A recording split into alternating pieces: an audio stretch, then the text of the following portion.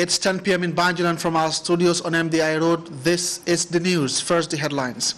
The prestigious African Leadership magazine confers a meritorious award on the President, His Excellency Sheikh Professor Alhaji Dr. Yahya A.J. Jammeh Babil Mansa, and the award was received by the Vice President and Minister of Women's Affairs on behalf of the Gambian leader. Secretary General and Minister responsible for Presidential Affairs presides over the distribution of 50 tons of dates to scores of beneficiaries from across the country. A team of European investors arrived in Banjul for a two-day business exhibition meant to explore the country's lucrative market. Members of the delegation also include former sporting greats. Pope Francis continues his tour of Cuba, addressing tens of thousands of islanders and an historic meeting with revolutionary leader Fidel Castro. And Spanish and Senegalese Coast Guards score international waters to stop undocumented migrants from entering the Canary Island. This and other stories coming ahead this half hour. I am Alhaji ABUBAKAR DARBO.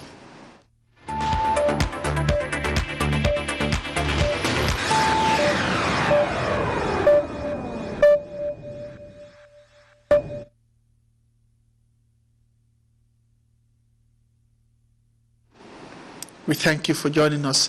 The general public is hereby informed that His Excellency the President of the Republic of the Gambia, Sheikh Professor Alhaji Dr. Yahya A.J. Jammeh Babil Mansa, GMR GFAAICL, is pleased to declare Thursday 24th, Friday 25th, Saturday 26th and Sunday 27th September 2015 as public holidays throughout the Gambia in observance of the Muslim feast of Eid al-Adha, commonly known as Tobaski. His Excellency the President and members of the First Family wish the entire Ummah and the general public a happy and prosperous Eid. Meanwhile, the sale of sacrificial rams by His Excellency the President, Sheikh Professor Alhaji Dr. Yahya A.J. Jammeh Babil Mansa, will commence on Tuesday morning at the July 22nd Square. The rams on sale are of a higher quality and are cheaper than those available on the market. The prestigious African Leadership magazine has given a meritorious award to the President, His Excellency Sheikh Professor Alhaji Dr. Yahya A.J. Jammeh Babil Mansa, for the enviable developments he initiated over the years. The award was received by the Vice President, High Excellency Ajah Dr. Aissatou Njie Saidi, on behalf of the Gambian leader in Washington, D.C. That report by Ibrahim Balde will come later in the news. The Secretary General and Minister responsible for Presidential Affairs, Lamin Nyabali, Monday distributed 50 tons of dates on behalf of the Gambian leader to various regions and government institutions. Mohamed Bajan witnessed the brief ceremony and he now reports. Weeks after receiving 50 tons of dates from the Kingdom of Saudi Arabia, the Minister of Foreign Affairs, Nene Magdolgei, and the Secretary General and Minister of Presidential Affairs, Lamin Nyabali, Monday presided over the onward distribution of the dates on behalf of President Jammeh. For the Foreign Affairs Minister, Saudi Arabia's intervention with this gesture to President Jammeh and Gambians at large tells well of the grounded bilateral ties between Riyadh and Banjul. Others, among them the Paramount Chief Alhaji Demba Sanyang and the President of the Supreme Islamic Council, Mamadou Lamin Touré, expressed thanks and appreciation for the intervention of their benefactor. Omar Khan, while speaking on behalf of his colleagues, thanked the President for what he described as a benevolent gesture, adding that the dates need to be equitably utilized. Equity in distribution was key in SG Nyabali's statement while presiding over the distribution of the dates. The Secretary General, having highlighted the significance of the Presidency's consideration of the citizenry as manifested in this occasion, also used the platform to remind Gambians of their well-required participation in the realization of Vision 2016. This is the latest among a host of valuables distributed to Gambians, courtesy of the Gambian leader. Modu Bajan reporting for GRTS News. The Minister of Lands and Regional Government, Mahmoud Akibayo, on Thursday handed over a multipurpose center worth over $8.6 million to the Basse Area Council. The multipurpose center is a model facility under the Community Infrastructure and Livelihood Improvement Project (CILIP). And as Rohibite reports, communities like Jasong in the Lower River region and Namakuta are also beneficiaries of household solar extension projects addressing the problem of rural electrification in those two communities. This eloquent multipurpose center, which is reported to be the first of its kind in Basse, is said to have cost over $8.6 million. It's among the cross-community projects implemented by SLEEP and was identified by the community. The center is host to a performing stage with the sanitary facilities, stores, pavilion, and a basketball lawn. The electrified facility is equipped to host events both night and day. Constructed by Krobali Construction, the facility is said to have catered for the needs of the young people and the community in particular. According to the director of GAM Works, this was a job well done, delightfully hailing the governor of the Upper River region, Omar Sambo Sise, for the spirit behind the project. He also hailed Minister Bayo for taking time to visit the SLEEP project sites and thanked the president for the trust bestowed on them. But we are happy, really happy today that, what they have been able to produce here really to our. Such a facility, according to Governor Sise, was a desire of the young people, and he assured officials that they will do their best to sustain the center. First, handing over the keys of the facility to the community, the Minister of Lands and Regional Government, Mamadou Akibayo, assured them of the president's continued support while congratulating the people of Basse for the efforts gained. According to him, it's a big challenge to have an edifice as such. Therefore, the need for maintenance becomes crucial. The youths also applauded the initiative and promised to make good use of the facility. A day after the handing over of that facility, Minister Bayo visited the Jiroba borehole with a hand pump as part of his tour of SLEEP project sites.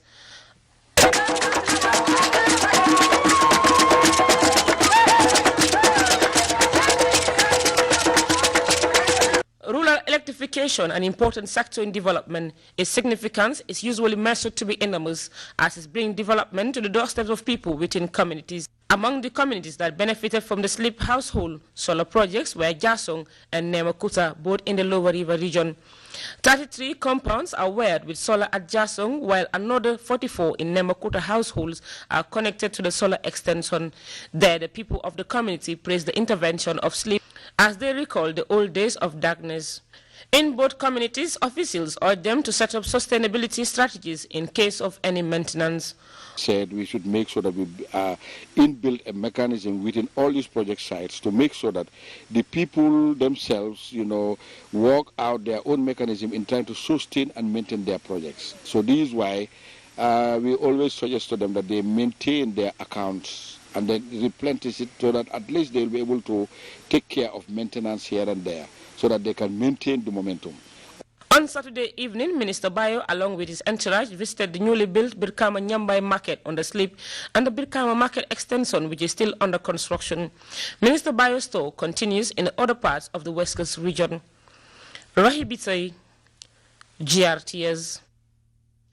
17 top business executives from Europe are in the country for a two-day business trip to explore the country's market. The investors, as we hear in this report by MS Jallo, also include famous sports personalities. The strong team of business groups from Europe arrived in Banjul Monday morning on board a private jet.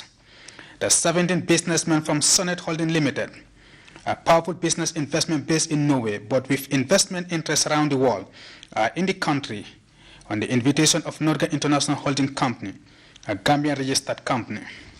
They are in the country on a two-day visit to explore the Gambian market for possible investment opportunities. They were received on arrival by Alexander Romanov, owner of Sonnet Holdings Limited, and their Gambian host, Chief Executive Officer Bar Jabit, and Marketing Director Mamadi Sise of Norga Holding Company. Their areas of interest include sports, energy, banking, information technology and tourism. We are going to have a cooperation with Gambia regarding also the oil and gas, what's bringing on there. We have also some experts on that fields, so we're going to go cooperate together and see if we can do any effects together of the cooperate. And it's so nice to see be in Africa, because Africa, I think, is the country that is growing fastest regarding what the people are doing, the economy and all that. And you have so much natural resources here in Africa, and I think also in the future we'll see more and more business towards Europe, towards Asia, and then Africa, and then Gambia.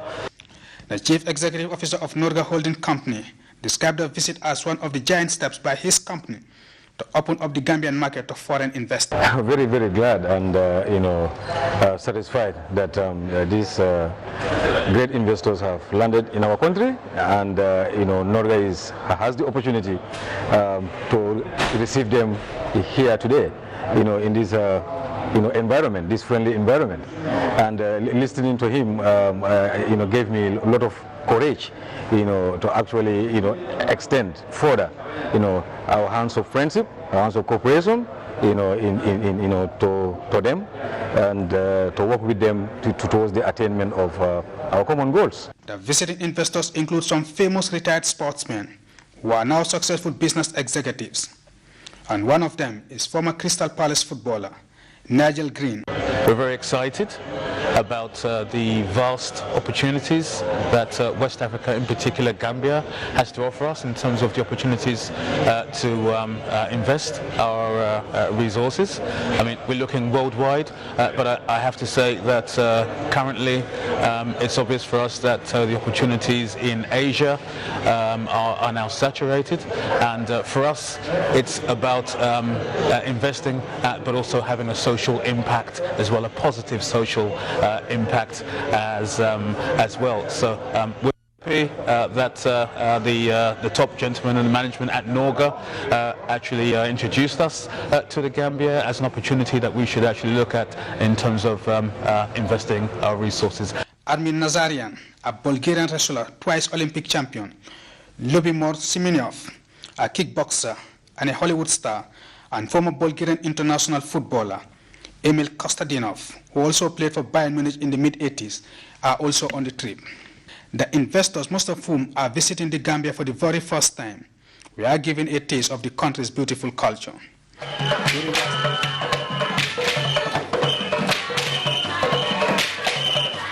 During their stay, the European investors are expected to hold talks with officials of finance and the youth and sports ministries, as well as the Gambia Football Federation. Mohamed Jalo, GRTS News.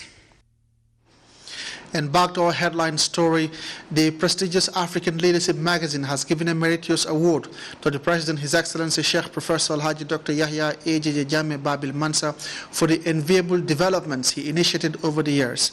The award was received by the Vice President, Her Excellency Ajah Dr. Aissatou Njie Saidi, on behalf of the Gambian President in Washington, D.C.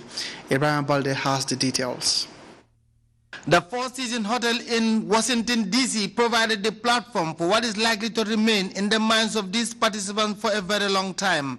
The organizers of the event say they are inspired by the dynamic leadership of the President, His Excellency Sheikh Professor Alhaji Dr. AJJ Jammeh Babil Mansa, and the enviable development projects he initiated over the years. We have realized that the positive things going on in Africa, the leaders who are actually committed to advancing the story or changing the narrative of the larger African society have not been given enough media coverage.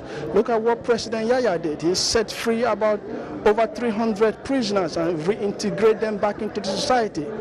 The Western media are not talking about that. It is something that should have been on every front page of the newspaper, but nobody is talking enough about that. So what we are committed to doing as African Leadership magazine is to make sure that stories like these make front page. We have enough people doing the corruption cases, the HIV cases, but that is not all Africa has to offer. We have leaders like President Yahya who are committed to improving the lives of his people, and that is the story we want to tell. Positive stories of African leaders doing positive things for their people. The Vice President, Her Excellency Ajah Dr. Aissatou Njie Saidi, and some members of cabinet who accompanied her to Washington marched in a single file to receive the award given to President Jammeh Babil Mansa. The jury's choice of His Excellency the President is, however, validated by the receipt of similar awards, like I said earlier on, by His Excellency the President, measured by the criteria that was set by the jury itself. He's earned worldwide recognition and has been honored and decorated with numerous prestigious awards, the latest, of course, being a UN affairs recognition of the Gambia, particularly in its achievement of surpassing what was set in MDG 1C targets of reducing prevalence of malnutrition and undernourishment to less than 5% in 2015, and the African Union Award in recognition of Gambia's attainment of MDG 9, which is, of course, access to clean and potable water, that is drinking water, within 15 minutes walk. The night was also meant to decorate other distinguished personalities from across various areas of specialization. The recent award given to President Jammeh Babili Mansa by the prestigious Africa Leadership magazine is seen by others as a form of encouragement for the Gambian leader to continue doing the good work he is doing in the country. If any institution decide to promote leadership, it's a good thing. Of course, anytime a leader is designated as a winner of an award, you see people who applaud and you see people who have reasons to criticize and say why. But I consider this kind of award as somehow what I should call an encouragement, a prodding to do better, to rule better, and to make sure that at the end of the day, people who are ruled and led benefit from a good form of leadership. And I think that that's the reason why these type of events are important. And we should not see them as just ego-tripping and form of enhancing leaders without really making sure that they are prodded and supervised to make sure that they deliver on their promises and do show proper leadership. Ibrahima Balde, GRTS News. Congratulations, Mr. President. The community of Basse has been hit by floods, forcing shops and other businesses to close. Locals say the incident is the latest in as many floods in recent years, making life difficult for inhabitants of the burgeoning commercial hub. With ferry crossing also a major problem now, locals are appealing for help to deal with floods sparked by the rise in sea levels and heavy torrents. Our reporter Mfamara Kanyi was in the Upper River region and he prepared this report. These people are among the many victims hit by the floods in Basse. For the past week, shops have been slammed shut and the flow of business and trade seems to be facing a major hindrance. Basse, a place known for its commercial advantages within the Upper River region, accommodates a variety of people handling different occupations, most of whom are breadwinners of their families. The recent floods have left many to evacuate their families to safer zones, while many have lost their valuables. This woman, a native of Nyakoi, a village on the northern bank of Basse, is also a victim whose compound was the victim.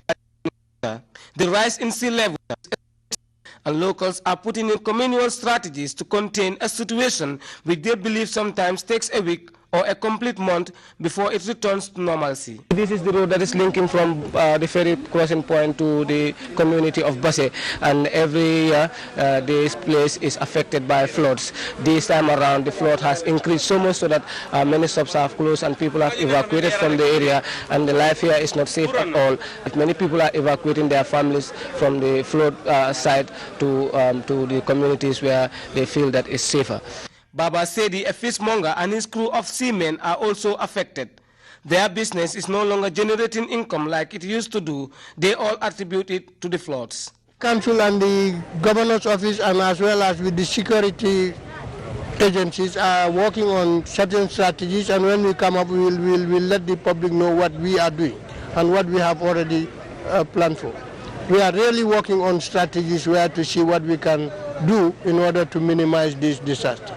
The Medical Research Council is the only agency that is using the affected area, which is the only accessible road to its field station. As you can see, the flood is quite disruptive, really.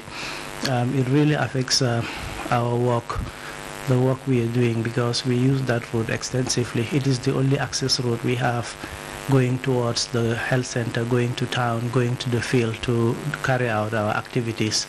So the flood really hampers our work. But then MRC, as is the case usually, we normally develop plans whenever there are issues that may affect our work. So we have a flood plan that we are going by that guides us as to what to do at every stage of the flood, and that is what we are going by. The governor's office and the area council are working out plans to deal with the increasing flood that is forcing its way into the town, consuming buildings and market stalls. It's a natural disaster, but according to the Deputy Governor, preventive measures are put in place to avoid excessive damage to the inhabitants. The ferry service at the Basse-Kerouan-Badala crossing point is temporarily closed. Locals now resort to canoes where they pay $15 to be able to cross to the other bank. For GRCS News, I am Famarakani. Protect project officials have been touring rural Gambia to discuss with entrepreneurs and potential businessmen seeking to take up lead roles in the country's vastly untapped informal sector.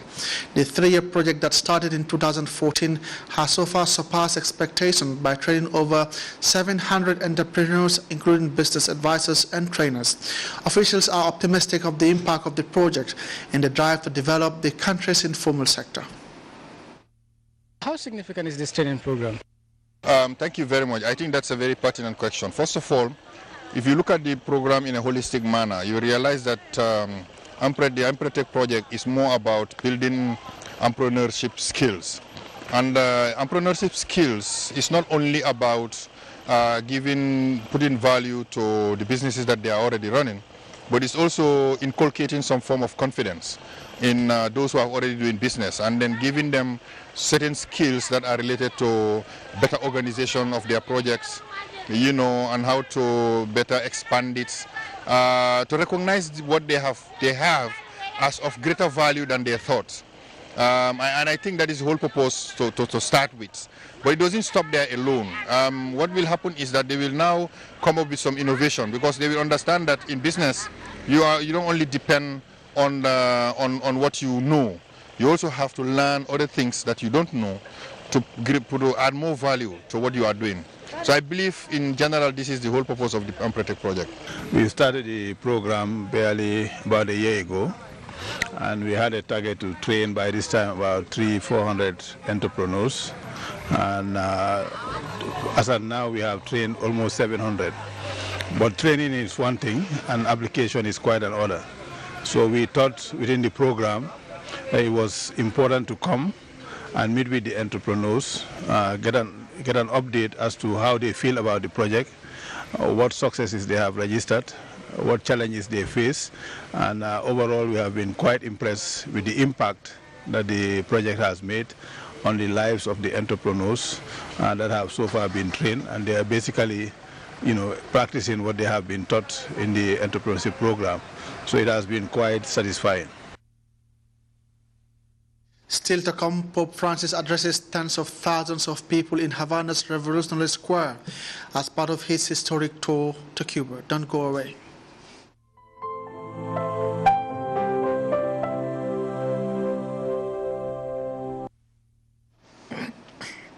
Welcome back. Pope Francis is continuing his visit to Cuba. On Sunday, the pontiff celebrated Mass right in the middle of Havana, addressing tens of thousands gathered in the city's Revolutionary Square.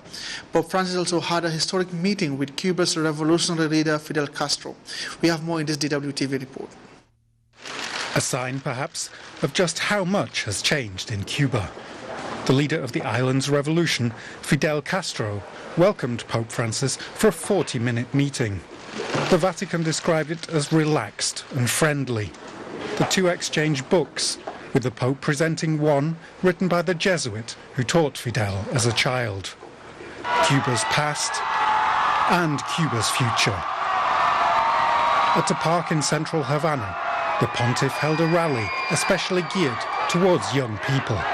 Their enthusiasm shows the hope many in this generation attach to Francis. That hope was expressed by a student, 21-year-old Leonardo Fernandez. He said young Cubans were united in one thing. What unites us is the hope of a future with fundamental changes for Cuba. So our country can be a home that embraces all of its children, whatever they may think and wherever they may be. For many Cubans, this Pope is a symbol of change. He played a key mediating role in the thaw between the communist island and the US. And many believe he can push for more.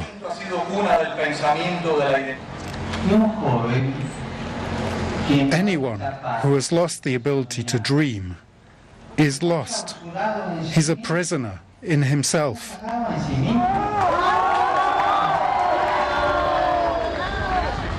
You can dream many things that may not come true, but still dream, push on to the horizon.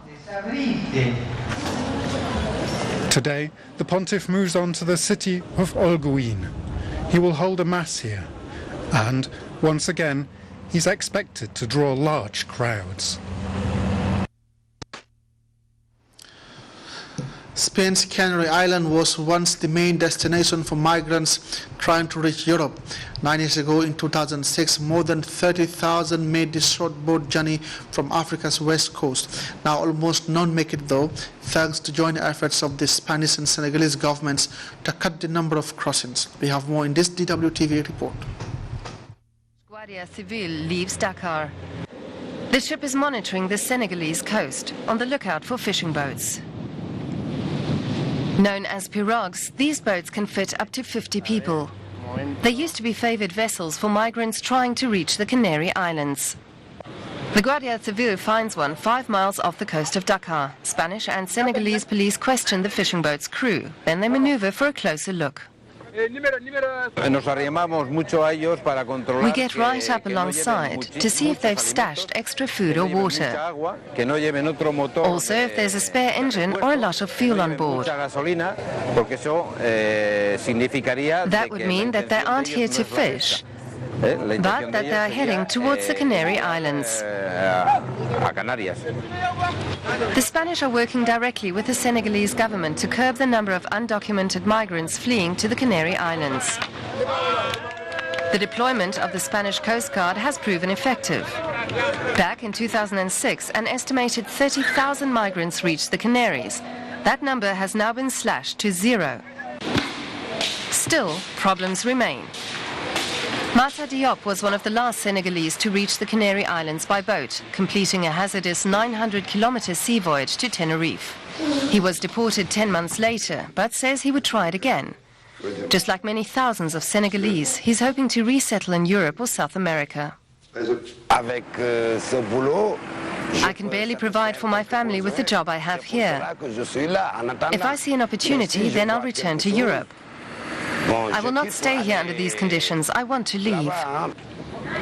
Since the Canary Islands are off limits, many migrants now head to Libya and then across the Mediterranean. Senegalese rapper Gunman Zouman uses his songs and TV program to warn people about the dangers of crossing the Mediterranean. His message is directed to young people, but he's also hoping to convince politicians to take action too, both at home and abroad. There must be investment in education. European countries will have to take action if they want to solve the migration problem. It's not a solution for this generation, but for the next. Europe has to do something, otherwise people will continue to emigrate. Gunman Zouman raps his message home. He's not alone in his fight, but so far he's yet to see anything improve in his country. Mata also hopes that things will change in Senegal, so that his children will have opportunities that were unavailable to him. And before we go, a reminder of the day's major stories once again. The prestigious African Leadership magazine has conferred a meritorious award on the President, His Excellency Sheikh Professor Alhaji Dr. Yahya A. J.J. Jammeh Babil Mansa, and the award was received by the Vice President and Minister of Women's Affairs on behalf of the Gambian leader. Secretary General and Minister responsible for Presidential Affairs has presided over the distribution of 50 tons of dates to scores of beneficiaries from across the country. A team of European investors have arrived in the country for a 2-day business expedition meant to explore the country's lucrative market. Members of the delegation also include former sports greats. And Pope Francis is continuing his tour of Cuba, addressing tens of thousands of islanders, and then a historic meeting with the revolutionary leader Fidel Castro. Finally, Spanish and Senegalese coast guards are scouring international waters to stop undocumented migrants from entering the Canary Island. That was all in this edition of the news. Thanks for the pleasure of your company. Stay tuned and enjoy the rest of our interesting programs.